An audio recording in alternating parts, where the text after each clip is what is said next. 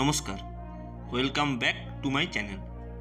আজ আমরা এসে উপস্থিত হয়েছি বাঁকুড়া জেলার ইন্দাস থানার অন্তর্গত দিগল গ্রামে।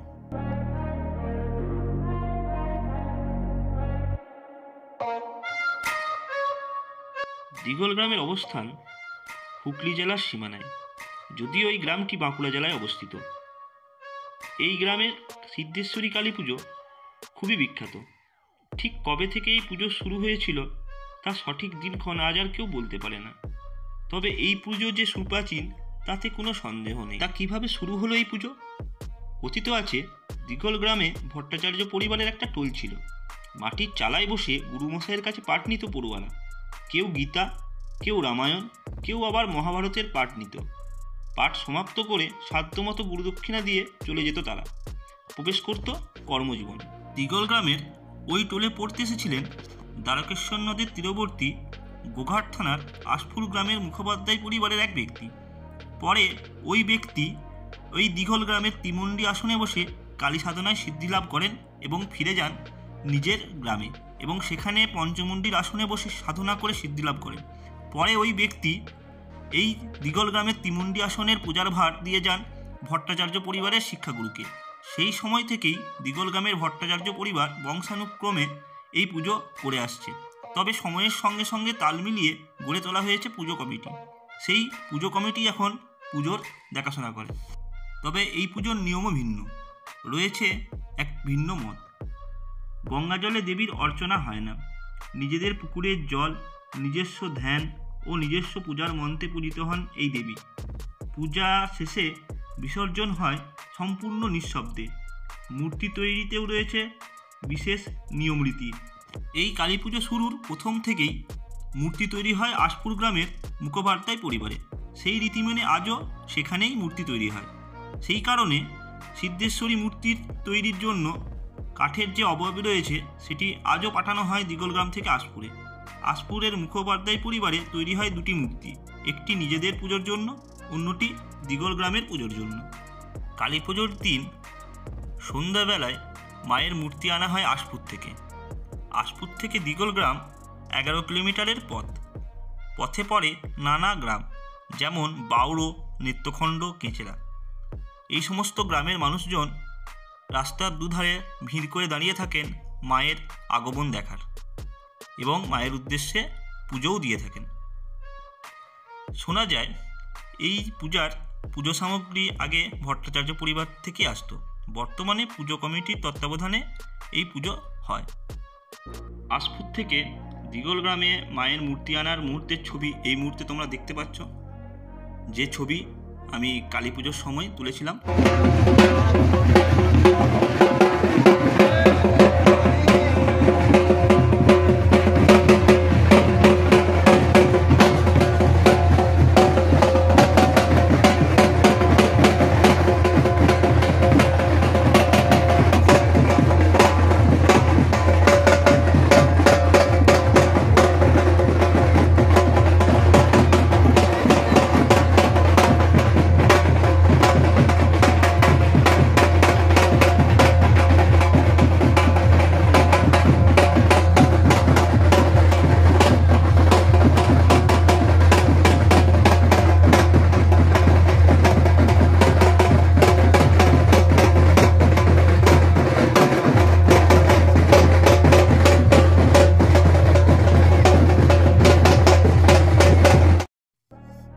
বন্ধুরা, এই মুহূর্তে তোমরা যে মূর্তিটি দেখতে পাচ্ছ সেটি সিদ্ধেশ্বরী কালী মায়ের মূর্তি, যেটি আমি কালী পুজোর পরের দিন তুলেছিলাম। কারণ মূর্তি নিয়ে আসা হয় আশপুর থেকে এবং আশপুর থেকে যখন মূর্তিটি দিগল গ্রামে এসে পৌঁছায় সন্ধ্যা মোটামুটি 7:30 8টা। তো সেই দিনে ভিডিও করা সম্ভব হয়নি, তার জন্য আমি পরের দিন গিয়ে ভিডিওটি করেছি। স্থানীয় মানুষজনের কাছে সিধু মা নামে সিদ্ধেশ্বরী মা পরিচিত। রাত্রের বেলায় অর্থাৎ কালী পুজোর রাত্রেবেলায় এখানে খিচুড়ি প্রসাদ হয়। স্থানীয় মানুষজন খিচুড়ি প্রসাদ গ্রহণ করেন। পাশে একটি প্যান্ডেল করা রয়েছে, সেখানে বসে খিচুড়ি প্রসাদ মানুষ গ্রহণ করেন। দিগল গ্রামে মায়ের মন্দিরটি ছিল মাটির। স্থানীয় জমিদারের সহযোগিতায় এই মন্দির তৈরি করেছিলেন ভট্টাচার্য পরিবারের সদস্যরা।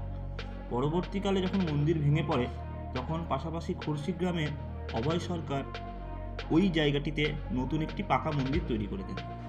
দিগল গ্রামের মা সিদ্ধেশ্বরী স্থানীয় মানুষের কাছে সিধু মা নামে পরিচিত। কালী পূজার সময় 3-4 দিন ধরে মন্দির চত্বরে চলে মেলা, যাত্রাপালার আসরও বসে, বিভিন্ন সাংস্কৃতিক অনুষ্ঠান হয়, যোগ দেন গ্রামের মানুষ। তারপর একদিন এক শুভ সময় দেখে স্থানীয় মানুষেরা স্থানীয় পুকুরে মাকে বিসর্জন করে। বিসর্জনের সময় বাজে না কোনো বাদ্যযন্ত্র, করা হয় না কোনো আড়ম্বরপূর্ণ আয়োজন, নিঃশব্দে নীরবে মাকে বিসর্জন করা হয় স্থানীয় পুকুরে। কালী পুজো উপলক্ষে দিগল গ্রামে চলে 3-4 দিন ব্যাপী মেলা। সেই মেলারই কিছু দৃশ্য আমি তোমাদের সামনে তুলে ধরার চেষ্টা করলাম। যদিও দেখতে পাচ্ছ দোকানঘাট বন্ধ, কারণ আমি দিনের বেলায় গিয়েছিলাম, সেই সময় শুধুমাত্র দোকানগুলোই যাই দেখাতে পারলাম, কোনো রকম ভিড়ভাট্টা বা দর্শকদের সমাগম দেখাতে পারলাম না, তার জন্য আমি দুঃখিত। আসুন এবার জেনে নিই আপনি কিভাবে আসবেন দিগল গ্রামে।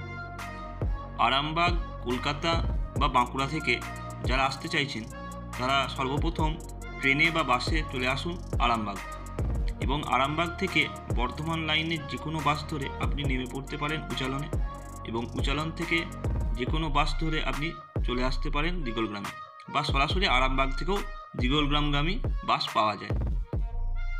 যারা বর্ধমান থেকে আসতে চান তারা বর্ধমান আরামবাগ বাস ধরে উচালনে নামুন, সেখান থেকে দিগলগ্রাম বাস ধরে চলে আসতে পারেন, বা সরাসরি বর্ধমান থেকে বামনিয়াগামী যে বাসগুলি আসছে সেই বাসগুলি ধরে আপনি দিগল গ্রামে নামতে পারেন।